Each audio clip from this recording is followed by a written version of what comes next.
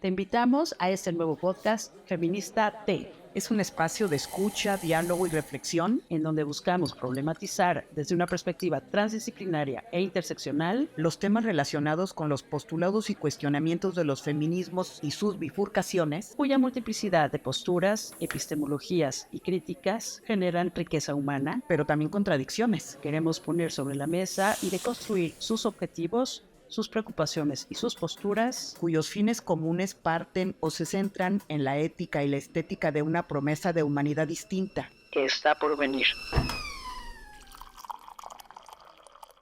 Hola, estamos en el podcast Feminista T.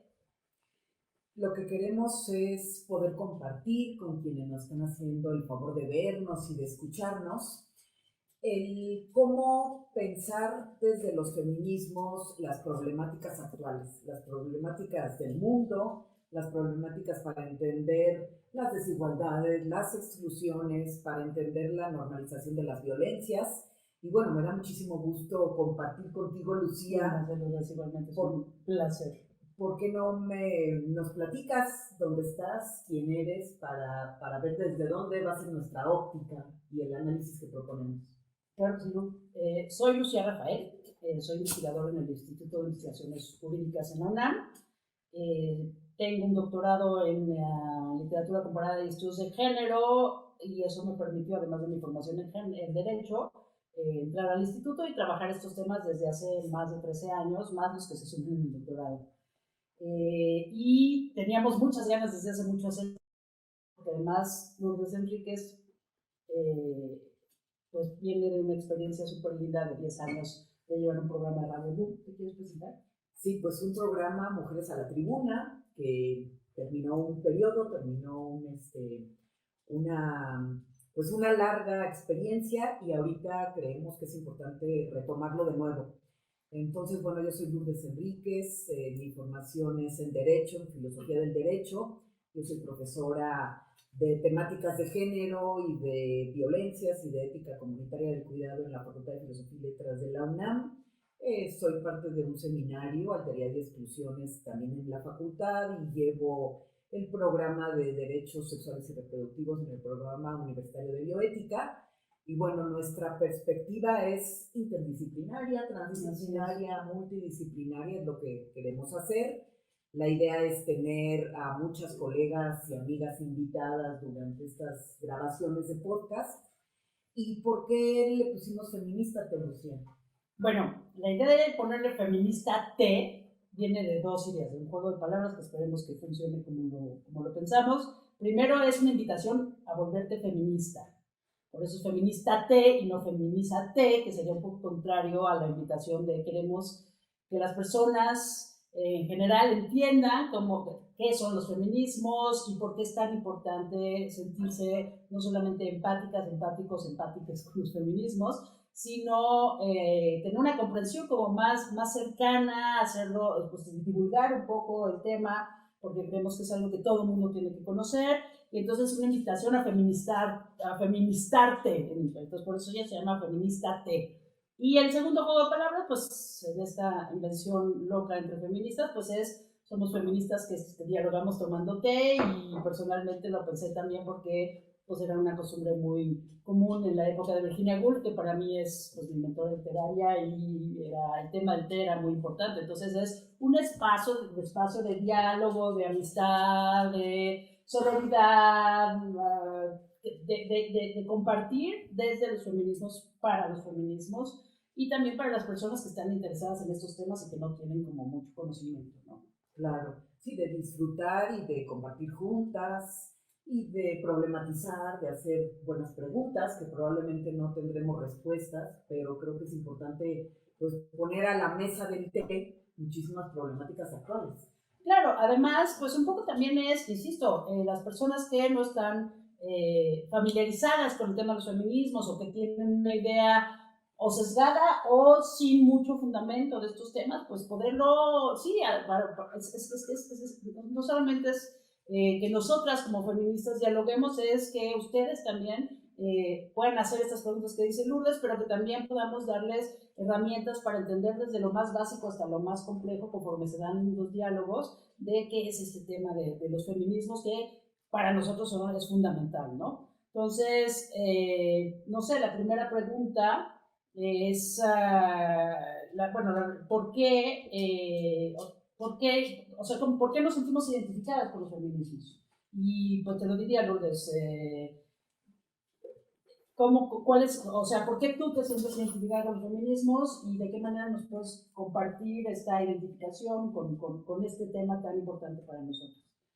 Pues a mí lo que siempre me ha interesado es trabajar porque se vayan cerrando brechas de desigualdad. Claro. Y también el pensar lo que podríamos llamar unas jerarquías patriarcales o heteropatriarcales, Claro. o un sistema fonofalogocentrado, si vamos a empezar a utilizar algunas categorías que podamos ir entendiendo en este espacio de Feministate. Claro, tendríamos que explicar también qué es el fonofalogocentrado, porque yo me había quedado en el falogocentrismo o en lo falogocentrado, pero claro que tú tienes una connotación más amplia que me imagino que tiene que ver con el sonido, ¿no? Y con la toma de la palabra, ¿no? La voz. Con el uso de la voz. Fono Ajá. viene de la escucha y de la toma de la palabra. ¿Y falogocentrado?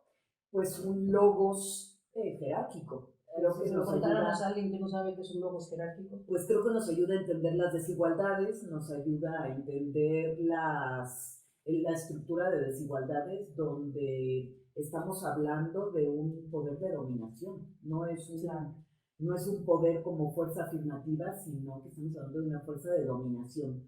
Claro, y para relacionarlo como lo explicó Lourdes, el concepto logos viene de una noción filosófica que significa símbolos.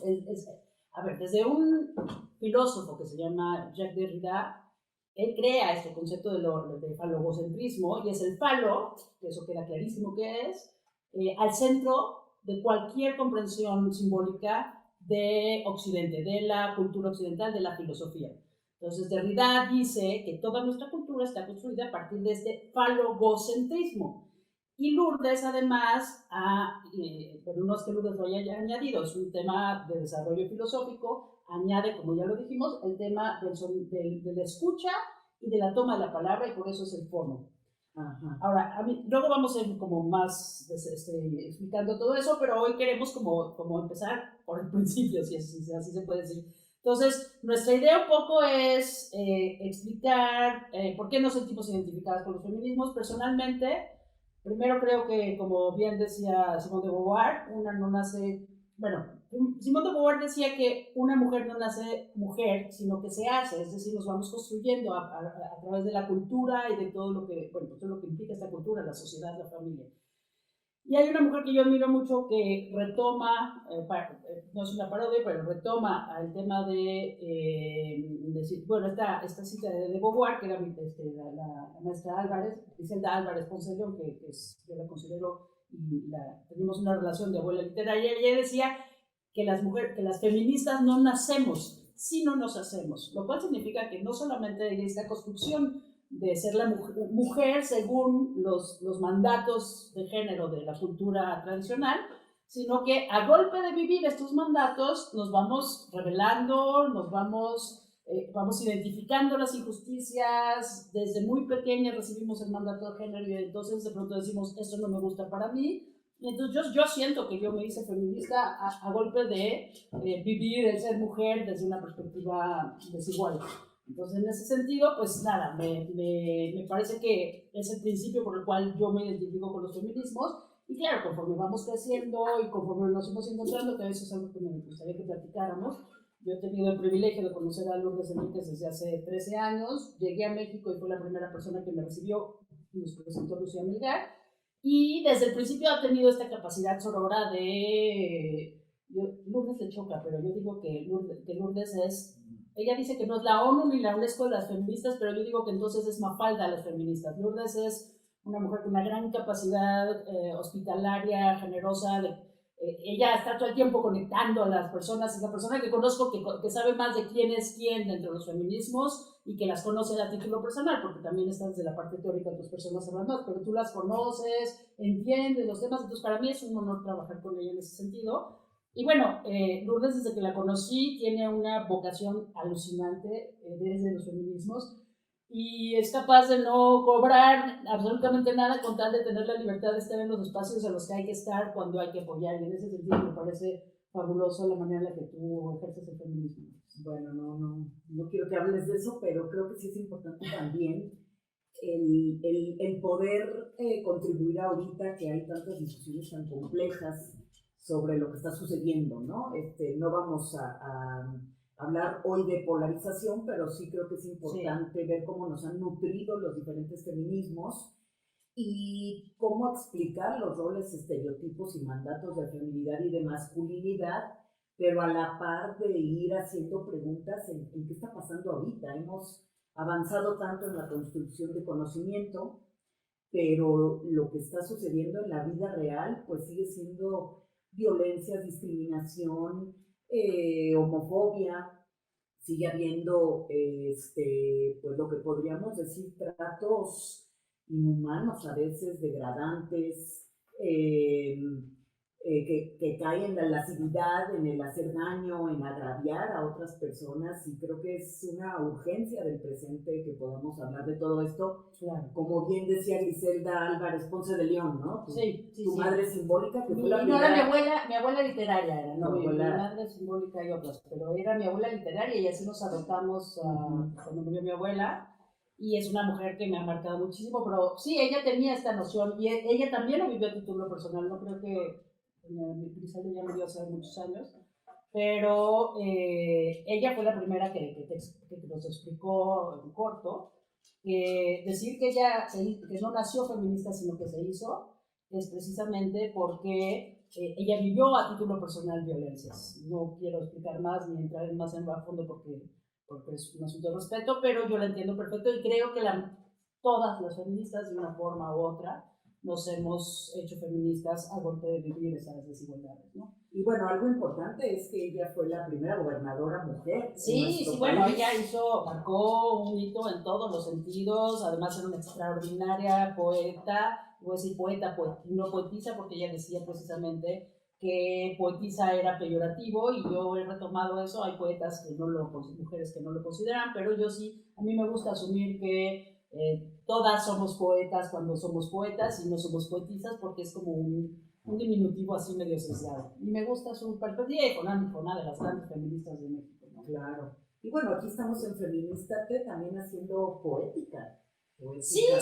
Alguna vez hablamos de la justicia poética y tú me habías dicho que tenía que retomar el tema algún día de la justicia poética, que tiene que ver con una traducción del francés.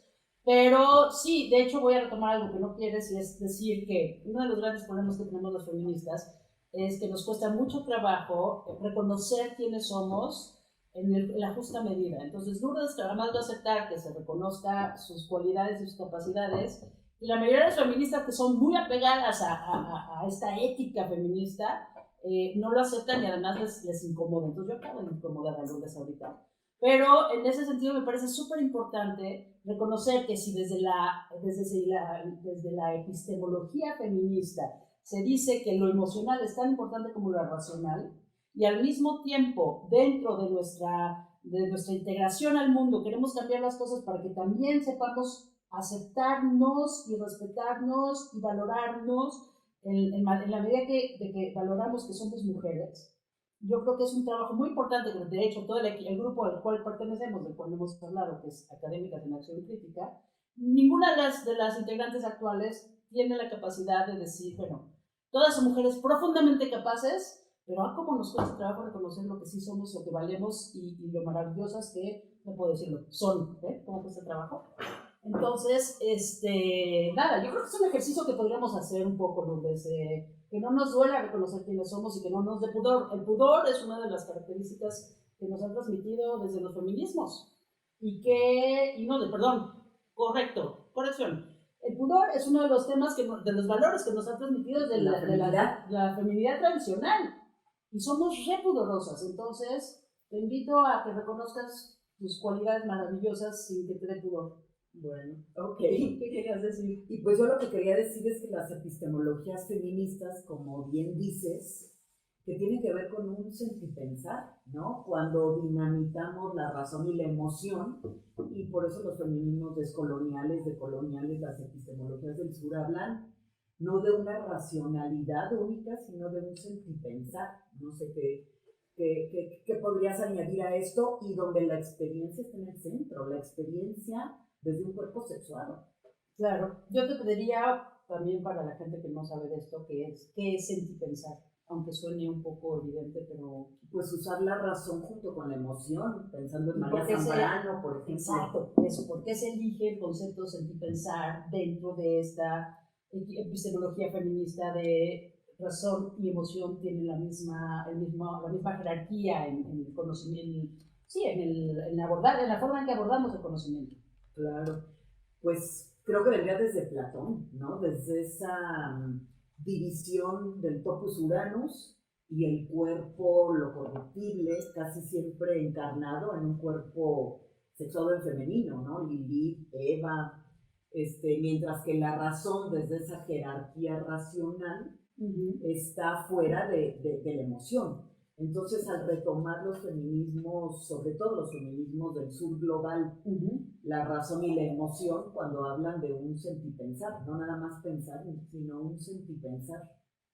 Ok, entonces sí, la idea es que el concepto sentipensar viene en lo que Lourdes llama feminismos del sur global, que son todos estos feminismos que no solamente vienen de Latinoamérica, y bueno, el cono sur de Latinoamérica, etcétera, México, pero también vienen de los países en vías de desarrollo y también vienen en África, los países que han sido víctimas de pues, esta colonización y que son víctimas de toda esta discriminación que va integrada en el mismo sistema de la patriarcal, ¿no? ¿A eso nos referimos? Pues sí, una colonización patriarcal del sur global, América, Asia y África. Me faltó Asia. Asia y África también, sí. Okay. Aunque bueno, como algunas feministas dicen, hay nortes en los sures y hay sures en los nortes también, ¿no? Claro, eso es un tema que podemos desarrollar simplemente en los feminismos mexicanos, como hay ciertos tipos de feminismos que son quienes se sitúan en pues una posición institucionalizada, jerarquizada, concentradora de los afectos, pero digo, no de los afectos, de los proyectos para cambiar las cosas, pero eso va a ser un tema para otro día. Claro. A mí me gustaría, ya que mencionaste uno de los tipos de feminista, que puede ser el feminismo decolonial, preguntarte con qué feminismo te identificas tú. Pues mira, yo creo que a mí todos me han nutrido, desde el feminismo de la igualdad, desde el de la diferencia, desde los feminismos autónomos, inclusive los institucionales o feminismos blancos, porque el marco liberal de derechos lo hemos ganado gracias a eso, utilizando el discurso jurídico, utilizando el derecho internacional público de los derechos humanos, recomendaciones a los países, una forma coactiva de obligar a las sociedades y a los países que vayan cerrando brechas de desigualdad, en una palabra. Claro. No sé si estás de acuerdo conmigo. Totalmente. Yo específicamente me siento totalmente en deuda con el feminismo de la diferencia, pero ese feminismo de la diferencia da nacimiento a otros feminismos. Pero bueno, primero, el feminismo de la diferencia lo que demanda es: yo no quiero ser idéntica a un hombre, que es un poco lo que se critica el feminismo de la igualdad, es yo quiero ser reconocida en mi propia diferencia. Y en ese sentido es no solamente a nivel legal, que por cierto obviamente es un tema que manejamos mucho porque siempre hacemos crítica de género al derecho, o crítica desde los feminismos al derecho, pero me parece que el feminismo de la diferencia es precisamente desde esta epistemología de lo emocional, también se abre a otros niveles, ¿no? Y entonces se abre a nuestra especie, o sea, primero una de las frases fundamentales del feminismo de la diferencia es hermoso ser mujer. Y no solamente es hermoso ser mujer, sino quiero ser reconocida y quiero vivir mi vida de cara a ese ser mujer, de cara a esa diferencia que, volviendo al derecho, y Lourdes y yo lo hemos trabajado mucho porque he tenido el súper gusto de dar clases con ella de crítica de género al derecho y hemos armado juntas cursos y tal, pero es es la exigencia al Estado de que cree las condiciones específicas para que las mujeres podamos tener los mismos, o sea, acceder a los mismos derechos, pero desde el reconocimiento de esas diferencias que implican, ¿qué podrías decir que implican? Pues la capacidad de procrear, por ejemplo, ¿no? Y que considerar que es una capacidad y que tener hijos significa dedicar tiempo y que todo eso implicaría políticas públicas que son acciones afirmativas que dicen hasta que las cosas no sean parejas realmente para hombres y para mujeres, que es lo que exige la justicia o la igualdad formal, entonces vamos a la igualdad sustantiva que dice pues creemos las condiciones para que las mujeres podamos competir con los hombres en las condiciones que el Estado espera, ¿no? Claro, igualdad de trato, igualdad de oportunidades, igualdad de acceso a recursos para llegar a igualdad de resultados. Así es. Y a lo que ha llamado la teoría de trabajo reproductivo, que tiene que ver con cuidados. Totalmente, ¿no? Que de hecho eso es otro tema muy importante de las epistemologías feministas. El tema de los cuidados son fundamentales porque no solamente tiene que ver con la expectativa de ser mujeres en un parámetro tradicional, que somos las mujeres a las que siempre se nos han atribuido todas estas acciones, todas estas obligaciones de cuidar al otro, de cuidar a los niños, de cuidar a las personas adultas mayores, pero desde los feminismos retomamos y es la posibilidad de cuidarnos a nosotras mismas, a nosotras mismas. Sí, de autocuidado, que además es un tema que a mí me gustaría platicar mucho contigo, Lourdes, y platicar con amigas que lo han trabajado más, porque también desde el feminismo de la diferencia, pues hay una apuesta por aprendámonos no solamente a amar en tanto el hecho de ser mujeres, porque es hermoso ser mujeres, sino aprendamos a cuidarnos, porque es una cosa que no hacemos. Siempre estamos renunciando a nuestra salud, a nuestra alegría, a nuestro descanso por los demás, tengas o no tengas hijos además, ¿no? Sí, por un trabajo reproductivo, en pocas palabras, ¿no? Un trabajo reproductivo, un trabajo laboral, digo, un tema en el espacio laboral, pero también es, por ejemplo, como maestra, siempre estás viendo que el alumnado esté mejor y a veces ni siquiera te das cuenta cómo estás tú emocionalmente, ¿no? Entonces, esos son los distintos niveles que también creo que determinó muy bien el feminismo de la diferencia. Y para terminar, esta parte es, el feminismo de la diferencia también incluye mucho todo lo que tiene que ver con el tema literario. Esto que Len Sitsu, que es una de las grandes feministas del feminismo de la diferencia, desarrolla a través de la escritura intimista, que hay gente que considera que es escritura femenina, pero que Sitsu desarrolla de una manera profunda, que muestra todas las características de ser mujer a través de la escritura y que no obligatoriamente tiene una connotación femenina, pero que puede ser de lo femenino. Okay. Entonces, sí, la escritura, no sé si tú has leído algo sobre escritura intimista, yo lo relaciono mucho incluso con los cambios de tipo de literatura que hubo, ya no solamente desde la perspectiva femenina, sino a principios del siglo pasado, lo que fue Proust, lo que fue Virginia Woolf, lo que fue Joyce, pero y que las feministas de la diferencia la retoman para hablar de la intimidad desde una perspectiva de mujeres. Claro. Dentro del marco del derecho el derecho humano a la intimidad, ¿no? Claro, que es un derecho fundamental que también nos cuesta trabajo hacer valer y que tratamos de, insisto, reapropiarnos desde lo privado, pero también convertirlo, como tú lo acabas de nombrar, ya como una exigencia de un derecho que tenemos las mujeres, que no sé si quisieras desarrollar ese derecho a la intimidad. Pues sí, está dentro del derecho a tener una vida privada, ¿sí? Y podríamos añadirle pues una vida digna de ser vivida, no sé, un buen vivir, creo que nos lleva o nos traspola a todas las dimensiones o todos los espacios de la vida. No sé qué opinarías, ¿no? Totalmente, yo siempre voy a hablar de Virginia Woolf porque la verdad es que yo la considero mi mentora literaria.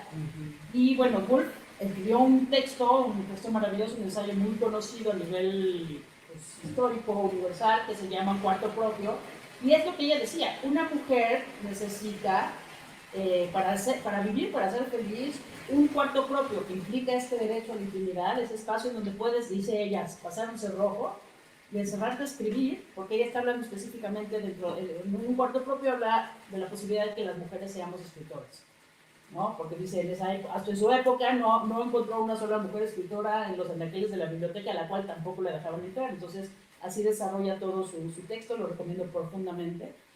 Y decía, necesitamos un cuarto propio para podernos encerrar a escribir y 500 libras, que en esa época no sé cuánto fuera, porque eran 1940 y tantos, pero una renta básica para sobrevivir, ¿no? Claro. Y es lo que se ha llamado ahora empoderamiento económico, ¿no? El no depender económicamente, sino poder tener un cuarto propio. Y lo cruza también tomar decisiones autónomas, por ejemplo, sobre la reproducción. Claro, ¿no? claro.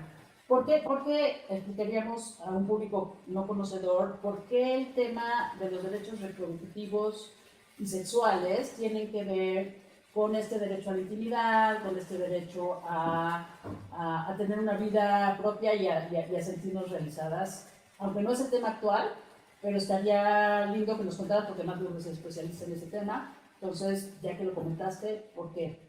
Pues yo podría decir porque el derecho a tener un proyecto de vida propio o el derecho al libre desarrollo de la personalidad para poder tener autonomía reproductiva y decidir primero si quieres o no ser madre, Claro. como un derecho Por supuesto, humano fundamental. a una maternidad libremente elegida o a no ser madre, y por otro lado el derecho al libre desarrollo de la personalidad, tomar decisiones autónomas, informadas, responsables sobre la sexualidad y la reproducción.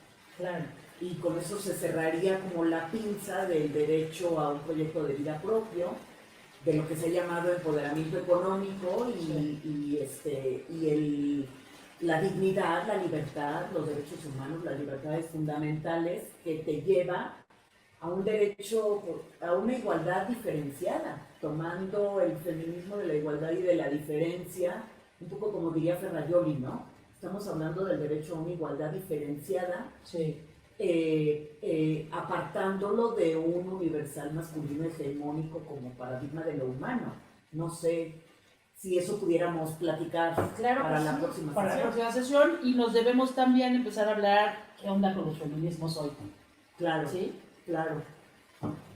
Pues ¿por qué no nos escuchamos y nos vemos en 15 días?